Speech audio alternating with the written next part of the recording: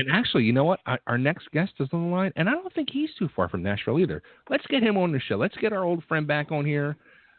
Masterchef Jr. winner from season 2, Logan Jr. Chef. What is up, my buddy Logan? How are you? Oh, I'm doing great. You are the man. You are truly the man. Oh, thank you. I tell you what, and I was saying this beginning of the show, if people want to be impressed, I mean really, and I say this to you all the time, you're a young man now, and you're growing up fast before our eyes, and check him out between his social media, Facebook or Twitter or LinkedIn. He's always got something going on. He's always involved in something, and it's amazing. You are truly you're a godsend. You really are. You're amazing, Logan. Oh, I wouldn't go that far. But thank you so much. I'll tell you, on your Facebook page, I never even, I don't know if you're the creator of this, but you're the first person I ever saw do this, because I've never seen this anywhere.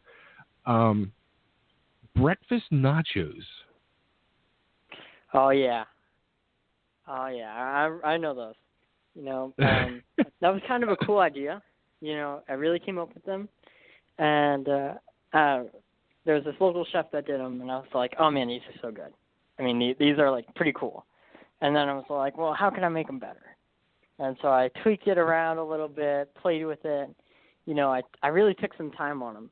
And I realized, like, the scrambled egg, the cheese, and then you got to have the cheese sauce. I mean, you have to have that really, like, bad-for-you cheese sauce in order to, like, really make them, like, top quality. It just doesn't work without the nacho cheese. You got to have that nacho cheese. Yeah. That's where I would insert a Nacho Cheese Bun, but I don't know. I never even would have thought of that. Like, I saw that, and I was like, that is pure genius. Like, I was like, I said to my wife, I'm like, why have we not ever been educated on this or heard of this or tried this? Or it's so simple but so genius. Yeah, it was really one of the, like, really incredible things, because I don't really cook breakfast that often. I'm not a daytime person, so I don't really go all out for breakfast. I just do, like, cereal or yogurt or just something that I can just grab and eat, or like Eggos or something. I don't know. I don't really do breakfast. So actually, like, taking the time and, like, doing a breakfast recipe was like, oh, wow, I really need to have, like, a couple breakfast things. You got to have a little bit of everything. Now, that's kind of like, it's weird to hear when you hear, like, a chef talk for them to say, like, Eggos. I really like them. I mean, they just go in the toaster. You just pull them out. They're really quick. They're really easy. And, I mean, they work on, like, Saturday. They work on every day. I mean, you can do them in school. The only problem is that when you eat 2 a day, the box runs out a little quick. Yeah, so they do. You can run out of Eggos, like, really quick. So now your book is out. Which is you really did an amazing again with the originality, original idea where you took the cookbook and you made it into, like, a graphic novel anime style book, correct? Yeah. So this was all me. Let me start the story off. So I started off making this cookbook, and I was like, all right, I'm going to teach this, I'm going to do this, I'm going to go from here to here to here to here. And I got, like, 3 steps into it. And then I priced it out, and it was like $30,000 to produce. And I was like, no. So I turned around, and I thought, how can I go in a different direction, but still kind of do a similar thing? And I was scrolling through my Instagram, and I saw this really good fan art that a girl drew of me when I was on the show. And I was like, oh, man, this is really incredible. There's really a foundation here for something.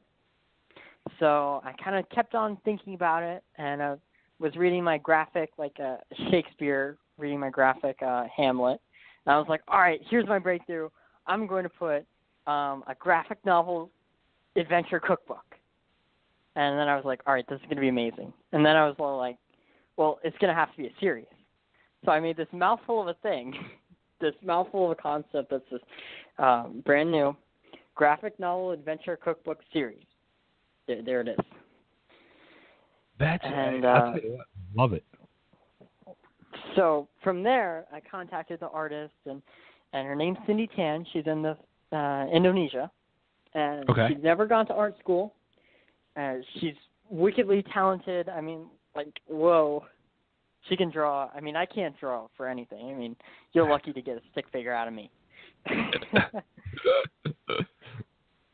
But she's really, really good. And so I talked to her, and she was like, yeah, Logan, this sounds great. So I had her draw it. She drew half of it. There were several different intros. So I had several different, like, opening, like, 5 pages. So I had this one opening at, like, an alarm clock, and I'm like, oh, God, I hate alarm clocks. So I can't start with that. And I had another one where it was already built. I like, build my own kitchen, and I have this whole story about I got to go acquire a team and stuff. And I was all like, you know, that doesn't make any sense, because how'd I get there? How'd this all start? So I do a third intro. And then this one was the charm.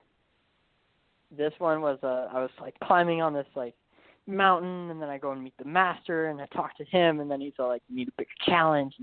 I mean, I wrote this entire story. And, I mean, I wrote the story. I thought it was the beginning, the end, the middle, where I wanted it to go, and I just made it. And it was really, really incredible. It took a whole year, basically, start to finish. Now, are you into, like, that whole comic book world and all that? No, not overly. I mean, I like graphic novels, and I do read them occasionally. But I mean, I'm not like a DC Marvel person. I don't go that deep. I go like an inch into the water, honestly. So I was thinking too, like with that, I mean, it'd probably be a really good way for you to market it by doing like the Comic-Con scene. You know what I mean? Yeah, I definitely thought about all the different places that I could go and how much it can grow, because I made it a series.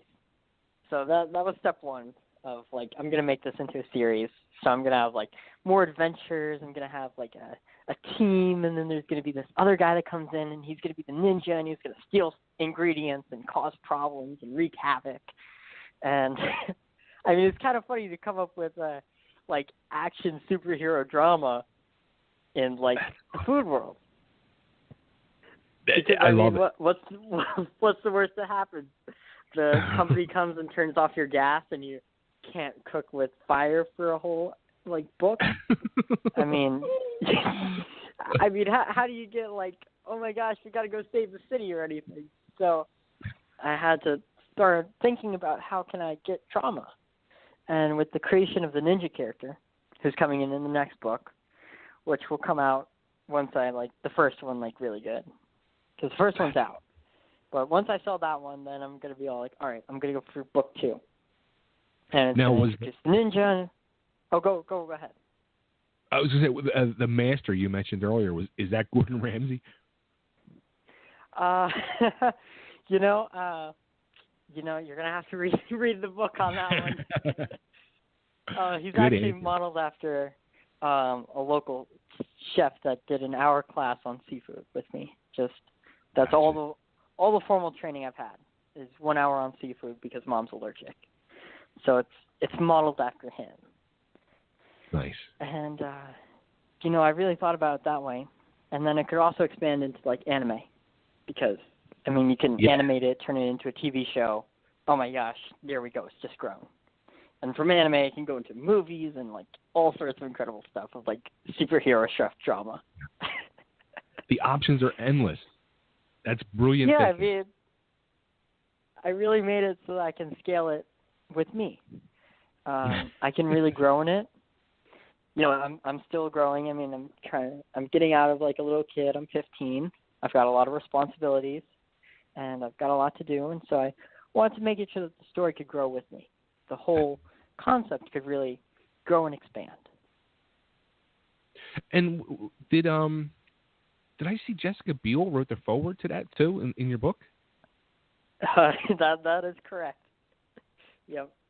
Jessica Biel did How did the you do foreword. that one? Well, I was kind of at this event with her, and she was really nice to me. And so I thought, what could be cooler than having her write the forward? I was like, I mean, who else would be like cooler than that? Yeah. So I asked her, and she said yes, and boom.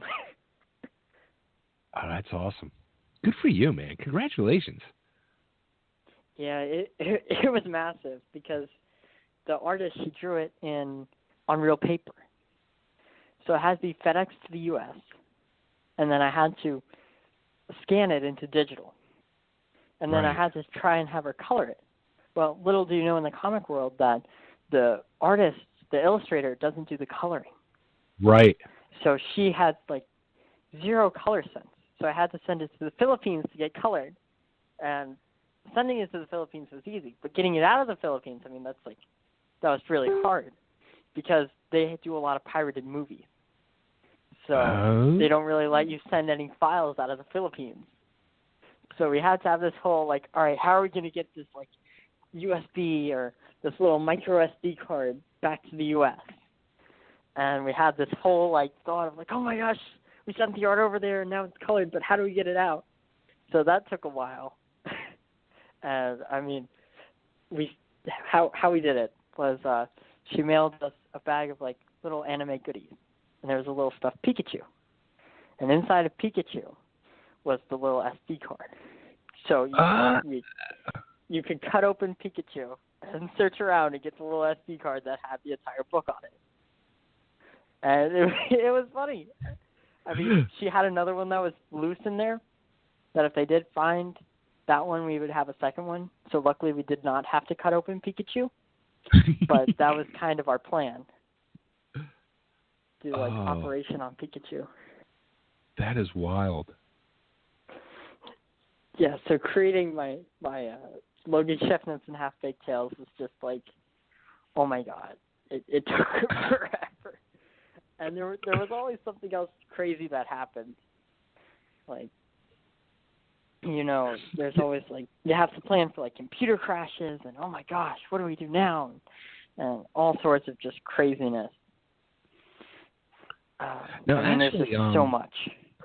Well, speaking of craziness, like something you were involved in the beginning of the show, it wasn't even that we were talking about you. It just became part of this discussion. We were talking about food, and my co-host Nick had mentioned he was at Olive Garden the other day and mentioned sandwiches or something that he had. And I said, wow, Logan actually did some appetizers for Olive Garden. And he was like, what? No, he didn't. I'm like, yeah, he did. Yeah, that was actually a long time ago. I forget about that one sometimes. But I did create 2 appetizers for Olive Garden. I did a breadstick pepperoni pizza. Yeah, I mean, it was a little silly, but, it's supposed to be kind of cool. And I did these stuffed cheese stuffed meatballs. Ooh. And they had the Alfredo sauce and the marinara sauce, and they were just really good. Yeah, now, of course, 99% sure they still sell them there. Like they do? I don't know. I don't go very often. They're totally still on the menu, the meatballs.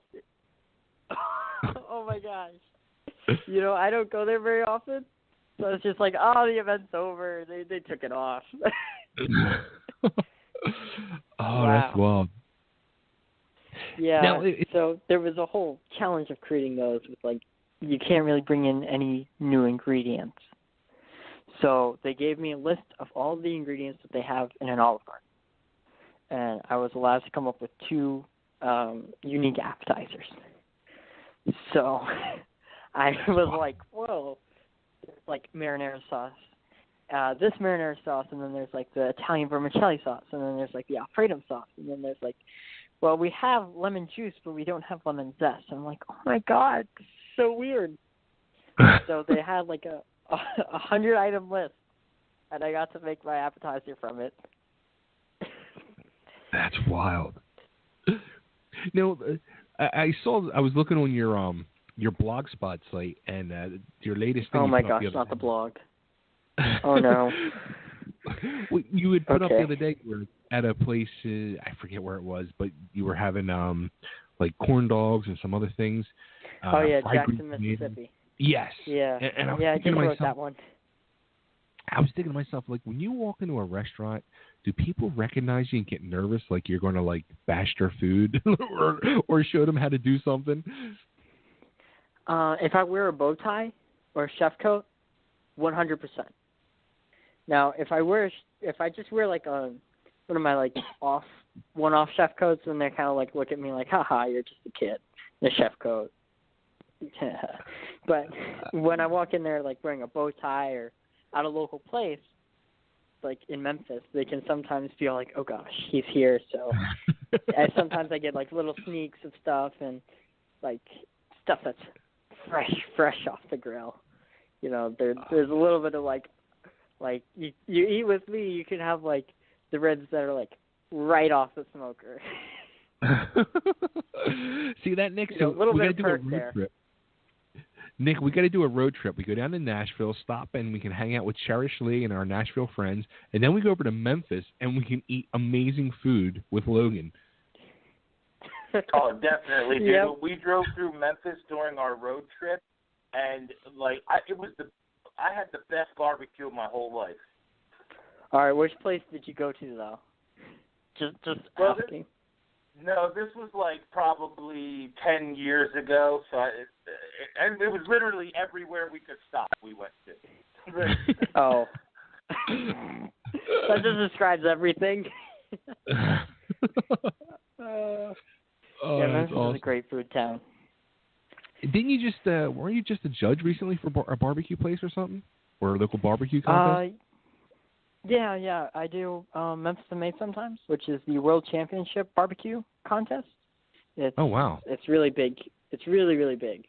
They have like hundreds of teams, and one of the things is like ribs. Ribs are the biggest thing in Memphis. I'm pretty sure you know. So for the judging of the ribs, they bring in these folding chairs, and they set up this like gallery, and these people pay like $100 to come and watch the judges judge the ribs. And it's like really weird because one minute you're judging like pulled pork and you're judging like brisket, and then suddenly they come in with all these folding chairs, and then all these people come in. And I mean, they can take all the photos they want, I think, but they can't really say any words.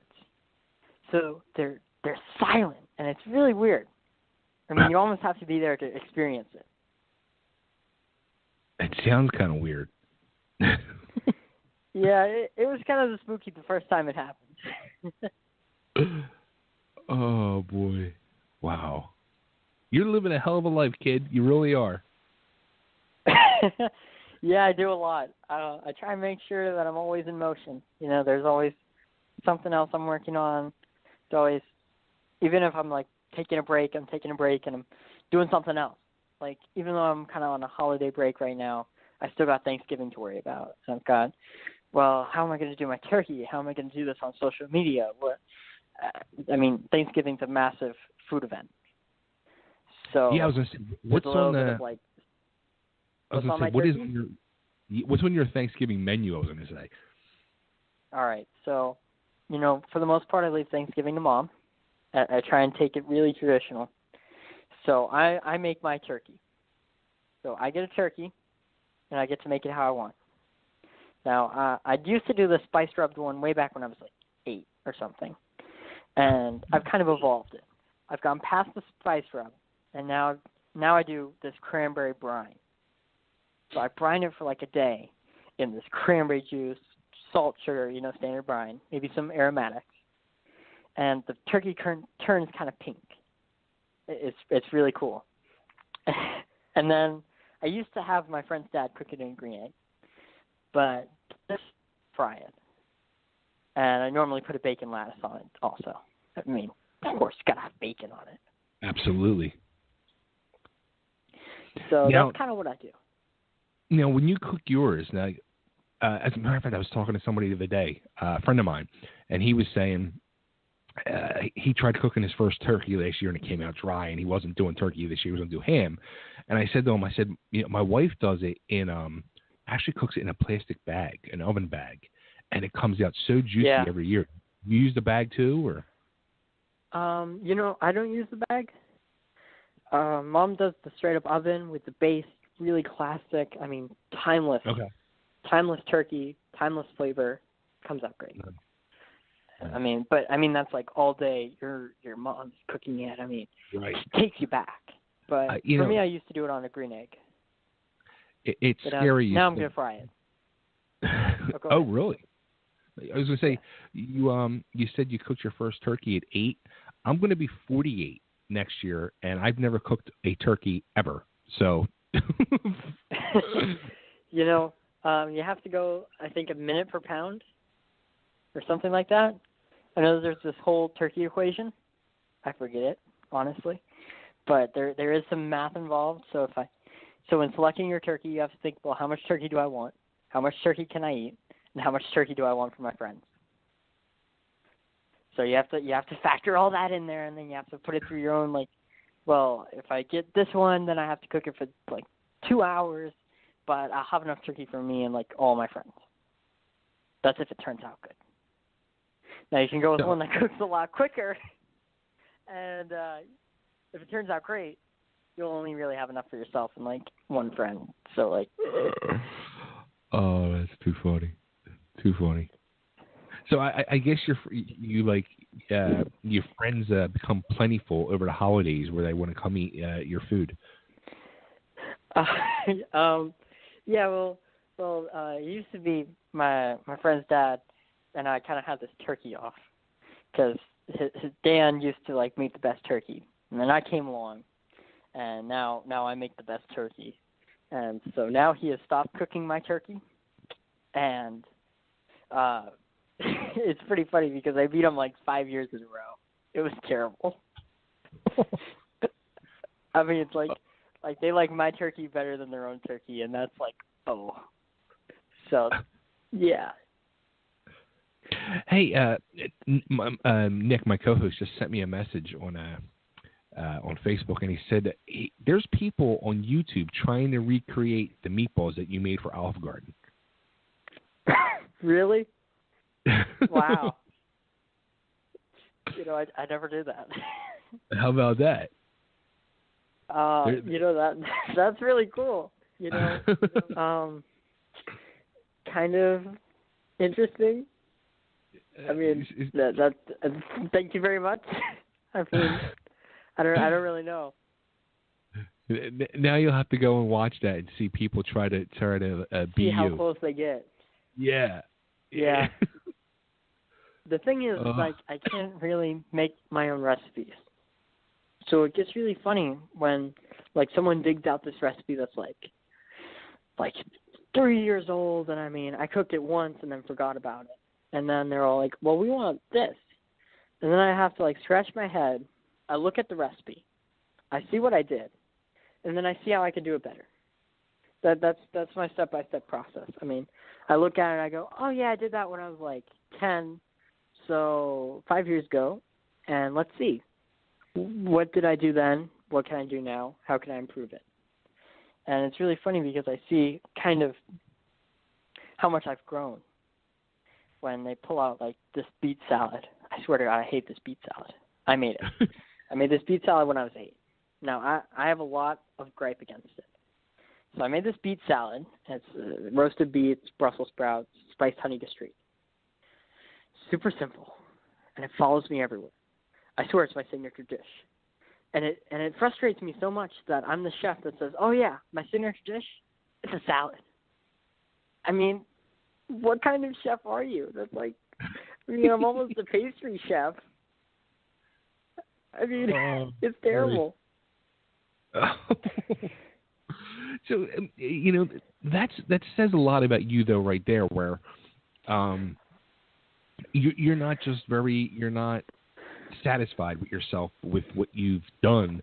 You're constantly looking to improve on what you have done. Oh, yes. Yes, that is definitely something I do, like, every time I go into the kitchen.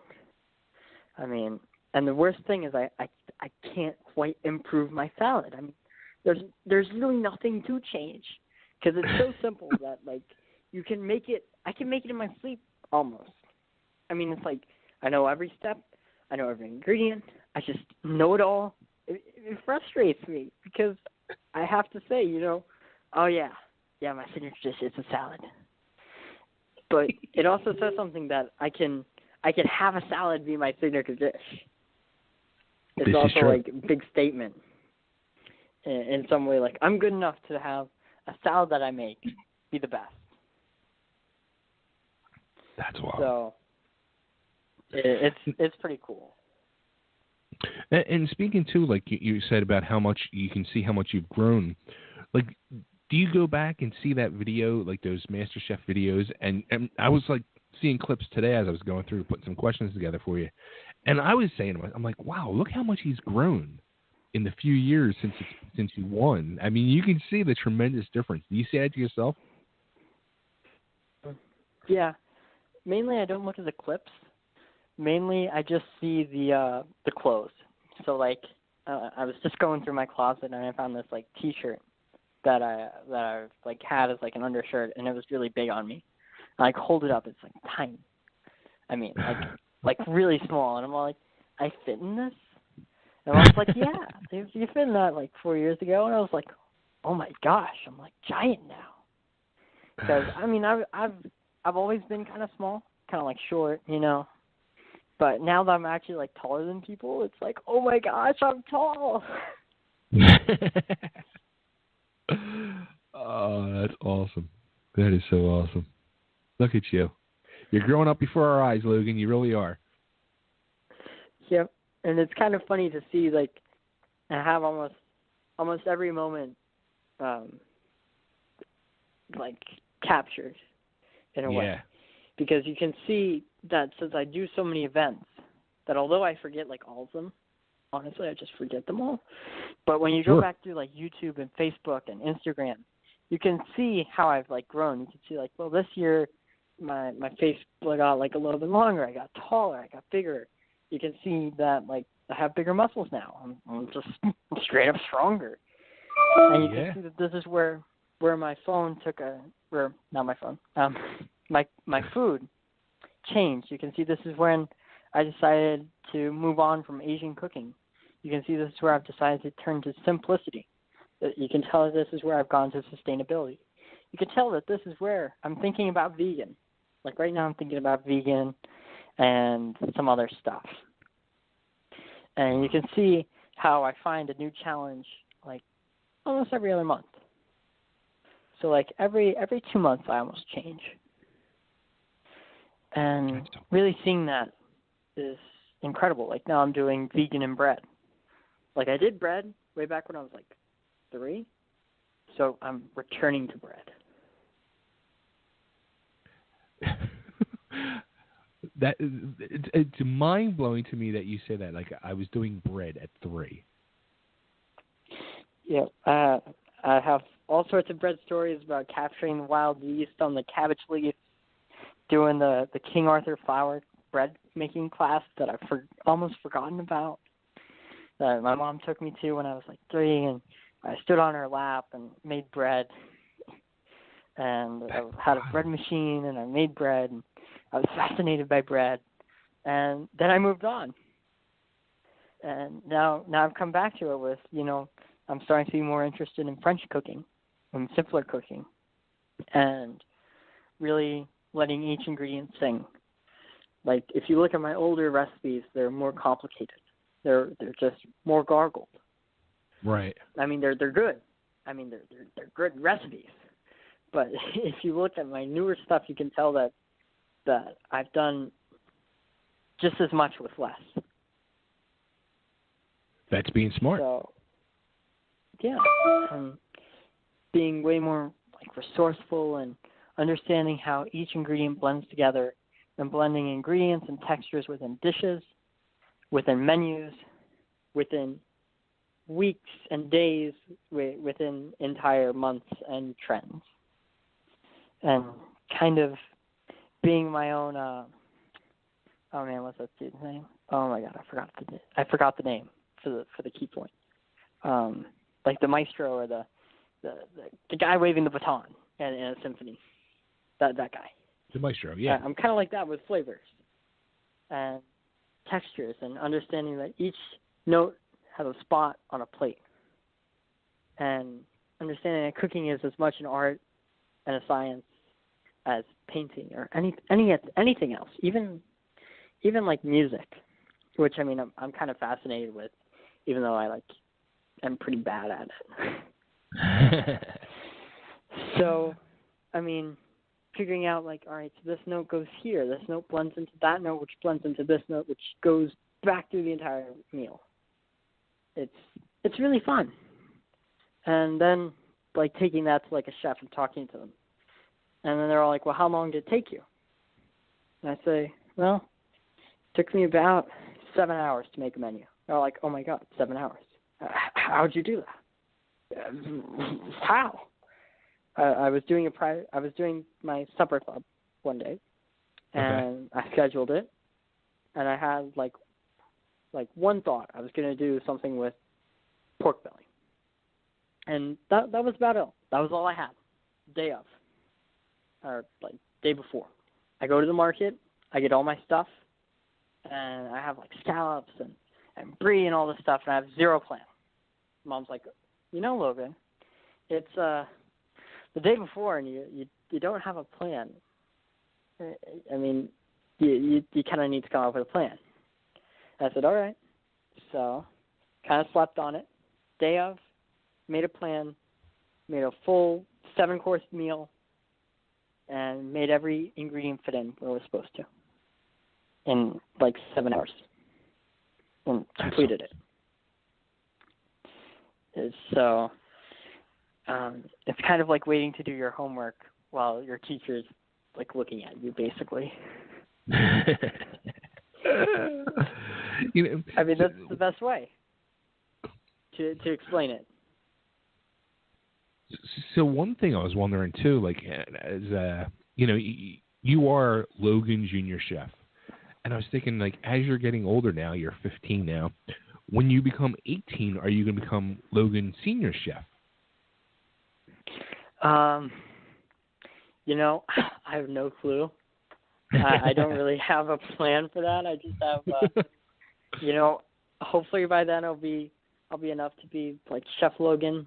Maybe, I don't know. I don't really have a plan for that, honestly. It's like when people ask me like, where do you want to go to college? I just go, I'm thinking about business school, but today I think I want to be an esports athlete. And they're all like, really? Then tomorrow, Mom's all like, well, what do you want to be? I'm all like, I'm going to be a lawyer. And then the day after, I'm like, all right, I'm going back to my first plan, which was oceanographer. So I just endlessly cycle. So it's kind of, I'm kind of indecisive at times. You never know. I mean, like this whole, the cookbook thing could explode, and you truly could be like cookbook / graphic novel writer, and you don't know what can happen. Yeah, you never know. I might go on and be like a photographer, and then I just went out taking photos like this afternoon, and right. I was all like, I'm gonna enter a photo contest and gonna take a lot of shots, come up with something good, make it happen. And I was like, all right, we'll drive around. Where do you see this envisioning? Mom is so helpful. She is by far the most helpful to me in my entire journey. Like without Mom, like you have nothing. Right. That's awesome. So, that's understanding that there's. Oh, go ahead. No, I was saying that's amazing. I mean, you truly are amazing. You really are. Oh, thank you. There are a lot of things that I'm not the best at, like drawing and spelling and grammar and I don't know, music, but I'm getting better on those things. So I'm also a little bit bad about writing my blog. Hey, you can't master everything, but you have mastered chef. So yes, there you go. Thank you very much. Well, let's tell everybody where they can get that book and keep up to date with you with all the. I do so much. You do. So I wish I was 15 so I had that energy to do all that you do. I sleep a lot and I drink lots of coffee, and I'm definitely a night person. Just like I like being up at night. So that's kind of who I am. And Logan, if you want to get the book, in a way, yes. I mean, I do like garlic. I don't like onions. I like to be at night. I drink lots of coffee. I do go out at the day. So not a total stay-at-home vampire, But yeah, you can totally get the book at Logan's Chef Notes and halfbakedtales.com. I think it's loganchefnotes.com, I think. I know it's one of those. And you can follow me on all the social media. It's all Logan Jr. Chef. Yeah, I love getting all my handles together. That was one of the best things I ever did was get all the handles really close together. So I know I have some of them that I spelled JR and Junior spelled out, but having them all be the same, it's like, oh, yes, they're all the same. So I'm not like, well, Chef Logan 23 on Instagram and Chef Logan 25 on Facebook. No, it's all Logan Junior Chef. There you go. Awesome. And Logan, thanks so much for coming back on. It was great catching up with you. Let's do this again. And I'm actually going to order the book too. I was showing my daughter earlier because she's all into the anime world, and I said, I should check this out. Ooh. So, and she's been wanting to learn to do some more cooking and all. So I thought, that would be a nice little present for her birthday's coming up. So there you go. You're going to be her birthday. That's great. Well, I really tried to make it really skill-oriented. It's not so much about recipes. It's more about how you chef, how you cook. And I really did that with the chef notes. And, awesome. it was totally great. Thanks so much for the time. Absolutely. And, Logan, thank you so much. And I hope you and your family have an amazing Thanksgiving. And, let's talk again. Yeah, it was really fun. Thanks so much. You're welcome. Thank you. All right. Bye. All right, there he goes. Logan Jr. Chef. Check him out. Look for him all over social media because he's everywhere. I can't praise that kid enough. Not only is he talented, but he's totally driven. Such dedication and just amazing kid. He really is. His parents have to be beyond proud of him. Yeah, man, he's got a lot going on. It's scary when he's saying, 8 years old, I'm making my first turkey. Like, my mother wouldn't let me make a bowl of cereal at 8 years old.